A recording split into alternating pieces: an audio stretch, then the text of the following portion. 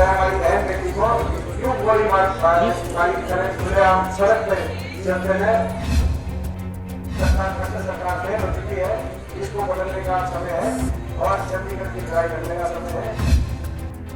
बड़ौदा उपचुनाव में प्रचार की उल्टी गिनती शुरू होने के साथ ही पहले से ही अपनी पार्टी के प्रत्याशी की जीत पक्की कर चुके राज्यसभा सांसद दीपेंद्र सिंह हुड्डा अब भी लगातार लोगों के बीच जाकर उनसे वोट की अपील कर रहे हैं। बड़ौदा के कोहला गांव में कांग्रेस उम्मीदवार इंदुराज नरवाल उर्फ भालू के पक्ष में एक जनसभा को संबोधित करते हुए दीपेंद्र हुड्डा ने कहा कि बेरोजगारी के साथ हरियाणा अपराध में भी नंबर 1 बनता जा रहा है। बल्लभगढ़ में सरेआम एक युवती को सड़क पर गोली मार दी जाती है। पानीपत में एक लड़की पर तेजाब फेंक दिया जाता है और गृह मंत्री कहते हैं कि हम हर किसी को पर्सनल तौर पर सुरक्षा नहीं दे सकते।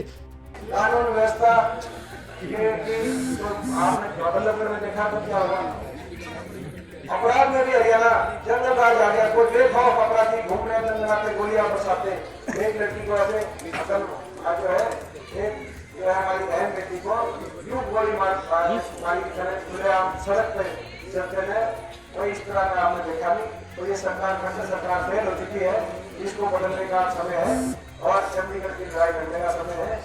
दीपेंद्र ने कहा कि हरियाणा की खट्टर सरकार अब पूरी तरह से फेल हो चुकी है, इसलिए अब इसे बदलने का समय आ गया है। दीपेंद्र ने कहा कि वे लोगों के साथ और आशीर्वाद के कारण ही आज दिल्ली और चंडीगढ़ की दो मजबूत सरकारों के अलावा बीजेपी और जेजेपी जैसी दो पार्टियों से टक्कर ले रहे हैं। बड़ौदा का ये उपचुनाव कोई एमएलए की लड़ाई नहीं है, बल्कि ये बदलाव की लड़ाई है। यदि यहाँ से जीत हुई तो उसे सरकार के खिलाफ अविश्वास प्रस्ताव माना जाएगा, जिसके बाद पूरे हरियाणा में सरकार के खिलाफ परिवर्तन का बिगुल बजेगा।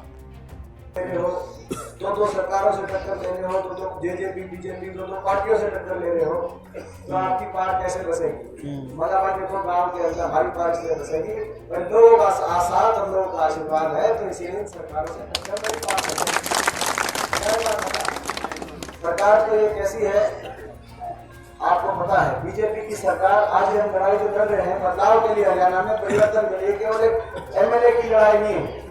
उपचुनाव का फैसला सरकार की कार्यशैली पे या तो अविश्वास प्रस्ताव पारित करेगा बड़ौदा या विश्वास प्रस्ताव पारित।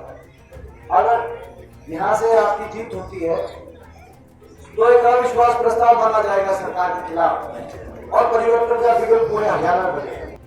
दीपेंद्र हुड्डा ने कहा कि 6 साल के दौरान बीजेपी ने हरियाणा को पूरी तरह से बर्बाद कर प्रदेश का सत्यानाश कर दिया है। बीजेपी ने प्रदेश को आगे ले जाने की बजाय पीछे ले जाने का काम किया है। 2014 तक जो हरियाणा देश के अग्रणी राज्यों में आता था, जो विकास की दर में सबसे आगे था, आज वो हरियाणा बेरोजगारी में सबसे आगे पहुंच गया है। 6 साल के दौरान बीजेपी ने बड़ौदा की पूरी तरह से अनदेखी की। यही कारण है कि 6 साल के दौरान मुख्यमंत्री एक बार भी बड़ौदा में नहीं आए। अब भी केवल चुनाव के आखिरी दिन ही शायद वे आएंगे। दीपेंद्र ने कहा कि बीजेपी ने अपने पूरे कार्यकाल में तो घोटाले किए ही, लेकिन लॉकडाउन के दौरान जब पूरे प्रदेश के लोग घरों में बंद थे, उस समय भी हरियाणा में कभी शराब घोटाला, कभी रजिस्ट्री तो कभी माइनिंग घोटाला कर प्रदेश को शर्मसार करने का काम किया। तो आप बदलाव क्यों चाहते हैं? क्योंकि 6.5 साल में इन्होंने बहुत बड़ा सत्यानाश कर दिया हरियाणा। गलत तरीके का बहुत नुकसान पहुंचा दिया। हर तरीके से हरियाणा को आगे लेके जाने के बजाय पीछे लेके जाने का इन्होंने काम किया। आज वो हरियाणा जो 2014 तक देश में सबसे आगे के प्रदेशों में गिनती होती थी, विकास के मामले में, विकास दर में देश में नंबर 1 पे थे। विकास दर में, जीडीपी ग्रोथ में, आज वो हरियाणा विकास में तो कोई नंबर ही नहीं है, मगर देश में सबसे आगे बेरोजगारी दर में पहुंच गया। यूपी बिहार से भी आगे, यानी कि देश के सबसे पिछड़े राज्यों में गिनती हो गई, क्योंकि 6.5 साल में एक भी काम नहीं किया। ना कोई फैक्ट्री लगाई, ना कोई संस्थान बनाई, ना यूनिवर्सिटी बनाई, ना इंडस्ट्री आई, ना निवेश हुआ। इतना भेदभाव इलाके के साथ हुआ। 6.5 साल में मुख्यमंत्री जी एक बार भी इलाके नहीं आया। पूरा इलेक्शन निकल दिया। एक टाइम का ना सीएम ना डिप्टी सीएम दोनों में से कोई सा नहीं। हरियाणा के भविष्य को बचाने की लड़ाई लड़ रहे हैं, ऐसी सरकार से बचाने की लड़ रहे हैं जिन्होंने कोरोना में भी नहीं छोड़ा, लॉकडाउन में भी कभी शराब घोटाला, रजिस्ट्री घोटाला, माइनिंग घोटाला मंड रहे हैं।